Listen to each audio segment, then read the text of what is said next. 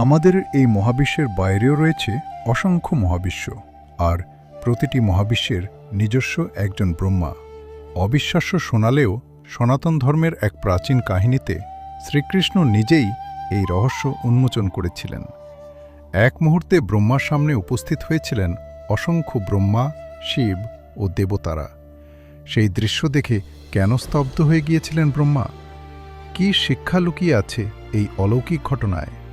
জানুন অনন্ত সৃষ্টির এক বিস্ময়কর অভিযানে। একদিন ব্রহ্মা শ্রীকৃষ্ণের সঙ্গে দেখা করার জন্য দ্বারকার রাজপ্রাসাদে উপস্থিত হলেন। প্রহরী কৃষ্ণকে জানালেন, প্রভু, ব্রহ্মা আপনার সঙ্গে দেখা করতে এসেছেন। কৃষ্ণ মুচকি হেসে বললেন, কোন ব্রহ্মা এসেছেন? এই প্রশ্ন শুনে ব্রহ্মা অবাক হয়ে গেলেন। তিনি ভাবলেন, আমি ছাড়া আবার অন্য ব্রহ্মা কে হতে পারে? কৃষ্ণের সামনে এসে ব্রহ্মা বিনয়ের সঙ্গে জিজ্ঞাসা করলেন, প্রভু, আপনি কেন জানতে চাইলেন আমি কোন ব্রহ্মা? কৃষ্ণ কোনো উত্তর দিলেন না, তিনি শুধু ধ্যান করলেন। আর তখনই ঘটল এক অলৌকিক ঘটনা। হঠাৎ করে কোটি কোটি ব্রহ্মা রাজসভায় এসে উপস্থিত হতে লাগলেন।